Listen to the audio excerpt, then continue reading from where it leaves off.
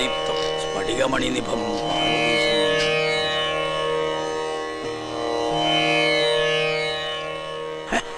യാഗത്തിൽ ഫലസിദ്ധി കാണുന്നു. കർമ്മങ്ങൾ തീരും മുമ്പ്, അതായത് 41 നാൾക്കകം കന്യകയ്ക്ക് വരനെ കണ്ടെത്താനാവും. അപ്പൊ നാം മുൻകൂട്ടി പറഞ്ഞ് തെറ്റില്ല. യാഗം നാം ഗംഭീരാക്കി തരാം. പക്ഷെ ഒരു കുഴപ്പമുണ്ട്. എന്താണ്? യാഗത്തിന്റെ വിജയസാധ്യത അതിന് നേതൃത്വം കൊടുക്കുന്ന കർമ്മിയുടെ ദേവപ്രീതിക്ക് അനുസരിച്ചായിരിക്കും. ദേവപ്രീതി നമുക്ക് വളരെ കൂടുതലാ. അത് തിരുമേനിക്ക് നോക്കിയാ അറിയാൻ പറ്റും. നോക്കാം. എന്താ പേര്? പരശുരാമൻ നമ്പൂതിരിപ്പാട്. പാടു വേണ്ട, പരശു നമ്പൂരി നോക്കിയാ മതി. ഓ, നക്ഷത്രം നക്ഷത്രം ഉണ്ടാ? ഉണ്ട്. വേണമെന്നില്ല. അതൊന്നും ഉണ്ടാവില്ല.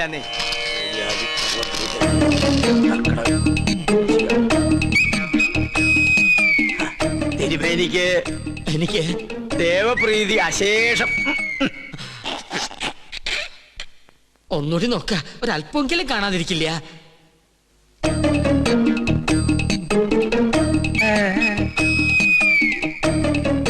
എനിക്ക് ഒരിക്കൽ ഗണിച്ചാ മതി, തെറ്റില്ല.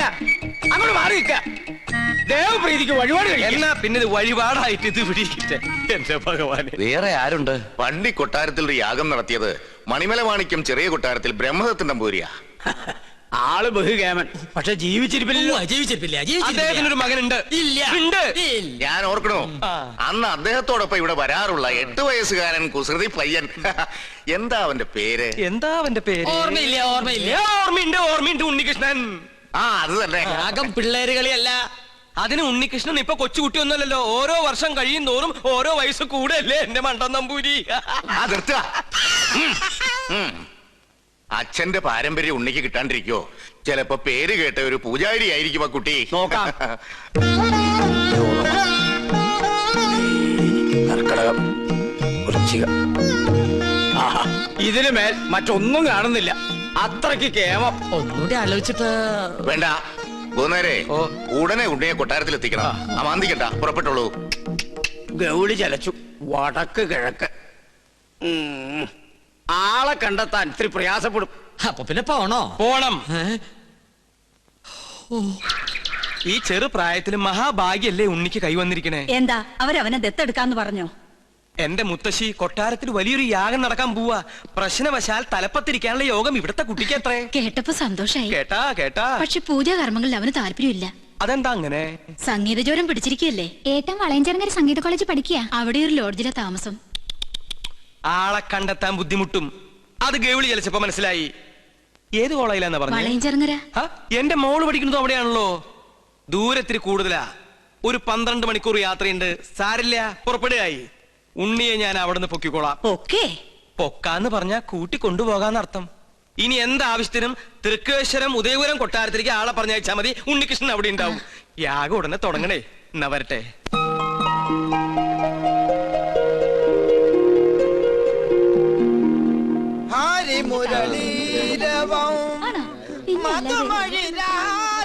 ചെമ്മാങ്കുടി ഇന്ന് നേരത്തെ തുടങ്ങിയല്ലോ.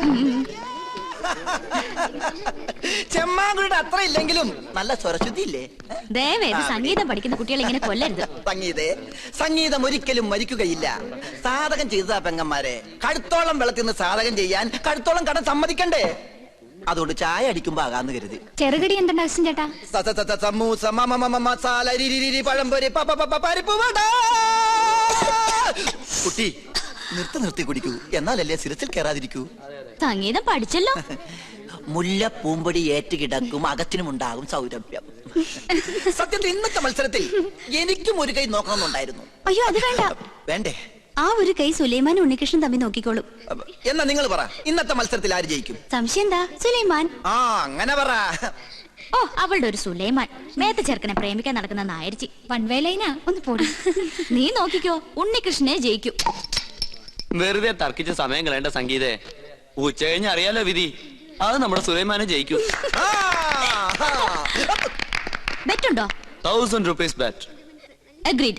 Okay. ആന്റണിയും ശ്രീലക്ഷ്മിയും അഗസ്റ്റിനും ഒക്കെ എനിക്കെതിരാണെന്ന് അറിഞ്ഞോടനെ ചോദിക്കുക. വെറുതെ കാശ് കളയണോ? വീം പഠിക്കാതെ പാടി ജയിക്കടാ. എന്ത് തന്നെ ആയാലും ഒടുവിൽ വിജയം എന്റേതായിരിക്കും. ചെമ്പൈ സംഗീതോത്സവത്തിൽ പാടുന്നതും ഞാനായിരിക്കും. നമുക്ക് കാണാം. ആ പടാ. ഉണ്ണി, ചെയർമാൻ വിളിക്കുന്നു.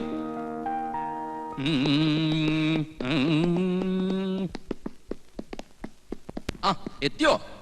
നിനക്കൊന്നും ടെൻഷൻ ഉണ്ടാവില്ലല്ലോ. അതെങ്ങനെയാ? സ്വന്തം മക്കള് മത്സരിക്കുമ്പോ തന്തയ്ക്കും തള്ളക്കില്ലേ ആദി? അതിന് ഞാൻ നിന്റെ തന്തയല്ല തള്ളയല്ല സമ്മതിച്ചു. എന്നാലും നിന്റെ കാര്യത്തില് എനിക്കിത്തിരി താല്പര്യം കൂടിക്കോളൂ. അതേ, ഈ സ്നേഹ മനസ്സിലായോ? ഈ സംഗീത കോളേജിന്റെ ചരിത്രത്തിൽ ആദ്യമായിട്ടാണ് ഫൈനൽ റൗണ്ടിൽ ഒരു ഇസ്ലാമും നമ്പൂതിരി തമ്മിൽ മത്സരിക്കണേ. അറിയോ? ഒരല്പം സ്വാർത്ഥം തന്ന് കൂട്ടിക്കോളൂ. അല്ലെങ്കിൽ എന്റെ സുഹൃത്തിന്റെ മകൻ എന്നുള്ള പരിഗണന. എന്തായാലും നീ തന്നെ ജയിക്കണം. ഈ മത്സരത്തിൽ ജയിക്കുന്ന ആൾക്ക് ചെമ്പൈ സംഗീതോത്സവത്തിൽ പാടാനുള്ള അവസര കിട്ടണേ. അതും മഹാരഥന്മാരോടൊപ്പം. ഈ കോളേജിൽ നിന്നും ഒരു ബ്രാഹ്മണനെ അവിടെ എത്താൻ പാടുള്ളൂ. സാർ, സംഗീതം ദേവകലയാ. ബ്രാഹ്മണർക്ക് ദേവന്മാരുടെ തൊട്ടടുത്ത സ്ഥാനം. അത് മനസ്സിലാക്കാദ്യം. അത് പറയരുത് സാർ. പ്രശസ്തനായ കഥകളി സംഗീതജ്ഞൻ കലാമണ്ഡലം ഹൈദരാലി ഏത് ജാതിയാ?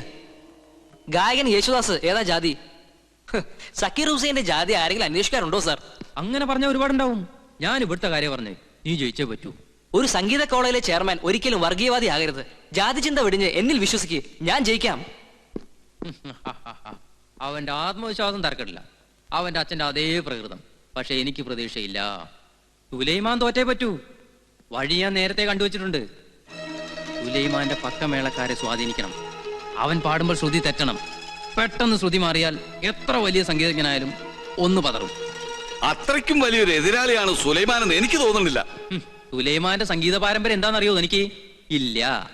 അവൻ സംഗീത കോളേജിൽ പഠിക്കുന്നുണ്ടെങ്കിലും ഗുരുസ്ഥാനത്ത് അവന്റെ അമ്മ തന്നെയാ. സരിഗമഗരി സരിഗമ സരിഗമഗരി സരിഗരി സരിഗമ രിഗമപമഗരി ഗമഗരി ഗമപ ഗമപദ പമ ഗമപമ ഗമപദ മപദനി ദപ മപദപ മപദനി പദനി സനിദ പദനി ദ പദനി സനി ദപദനി സനി ദനി സനി ദപ നിദ പമ പദനി ദ പദനി ദ പമ ദപമ ഗമപ ദപമപ ദപമഗ പമഗരി ഗമ പമഗരി മഗരി സരിഗ മഗരി ഗമഗരി സ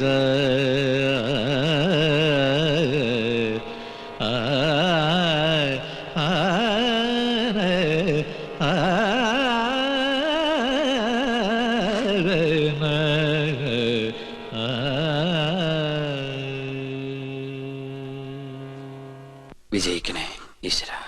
എന്റെ മോൻ പാടി ജയിക്കും. ചെമ്പൈ സംഗീതോത്സവത്തിൽ നീ ഇരുന്ന് പാടുന്നത് ഞാൻ ഇന്നലെ സ്വപ്നത്തിൽ കണ്ടു. പിന്നെ പോകുന്നതിന് മുമ്പ് ബാപ്പയുടെ അനുഗ്രഹം വാങ്ങിക്കണം. എന്താ കാശ് വല്ലതും വേണോ? വേണ്ട. പിന്നെന്താ? ഇന്ന് കോളേജിൽ നടക്കുന്ന സംഗീത മത്സരത്തിൽ ജയിച്ച തഞ്ചാവൂര് ചെമ്പൈ സംഗീതോത്സവത്തിന് പാടാൻ അവസരം കിട്ടും. ഓ, അതാണോ ഇപ്പൊ വലിയ കാര്യം? നീ അവിടെ എവിടെയും പോയി പാടി കിട്ടുന്ന കാശ് കൊണ്ട് വേണോ നമുക്ക് കഞ്ഞി കുടിക്കാൻ? കാശിനല്ലോ ബാപ്പ. ആ വേദിയിൽ പാടാൻ കഴിയാന്ന് പറഞ്ഞ മഹാഭാഗ്യ. എന്നെ അനുഗ്രഹിക്കണം. ഇല്ല, ഇക്കാര്യത്തിൽ നീ അത് പ്രതീക്ഷിക്കണ്ട. നീ പാട്ടും കൂത്തും ഒക്കെ നിർത്തി ബാപ്പായുടെ കൂടെ മരക്കച്ചവടത്തിനിറങ്ങ്. എന്നിട്ടൊരു കുടുംബമായിട്ട് ജീവിക്കാനുള്ള വഴി നോക്ക്. എടാ, നിന്റെ ഈ പ്രായത്തിലെ എന്റെ ബാപ്പാന്റെ 10 കാശ് ഇറന്നു വാങ്ങിച്ച് ഞാൻ ജീവിച്ചിട്ടില്ല. നിനക്കും ബാപ്പയ്ക്ക് കാശ് ഈ ഒറ്റ ചിന്തയുള്ളൂ. മരക്കച്ചവടക്കാരന് സംഗീതം അറിയായിരുന്നെങ്കിൽ എന്റെ അമ്മയെന്ന് ലോക പ്രശസ്തയായനെ.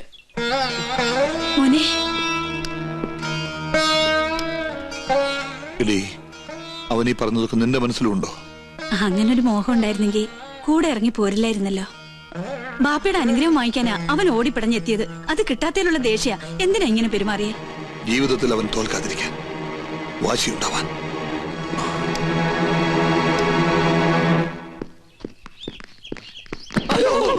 എന്താടാ ഇത്? അറക്കവാള്. എന്തിനീ? മരം മുറിക്കാൻ. വീണയും ചെണ്ടയും പിടിക്കണ കയ്യില് മരം പിടിക്കാനുള്ള കഴിവുണ്ടോടാ കള്ള. എന്താ നിന്റെ മോത്തൊരു ഇക്കുമത്ത്? ഇക്കുമത്താ? വല്ലായിക വയറ്റിന്ന് പോയിട്ടില്ല. എന്നൊക്കെ ആന്റി പറമാച്ച് കഴിക്കടാ. നീ കുത്തിക്കളഞ്ഞ് ഈ എവിടെ പോണ്? ഈ എങ്ങോട്ടാന്ന് പറ, നമ്മൾ ജീപ്പി കൊണ്ടുവന്നാക്കാം. നിങ്ങൾക്കൊന്നും പിടിക്കാത്ത സ്ഥല സംഗീത കോളേജ്. ഞമ്മക്കൊരുത്തനെ പിടിക്കണ സ്ഥലമാണ് സംഗീത കോളേജ്. വണ്ടിയിലോട്ട് ഇടി കൊണ്ടേനെ. പക്ഷെ നമ്മള് മോഹം വെച്ച് ബ്ലോക്ക് ചെയ്ത് അവന്റെ ഒടുക്കത്തെ കുത്ത്. കിരീടം ചെങ്കോലിന്റെ കാര്യത്തിൽ ഇന്ന് നമ്മൾ തീരുമാനത്തിലെത്തണം.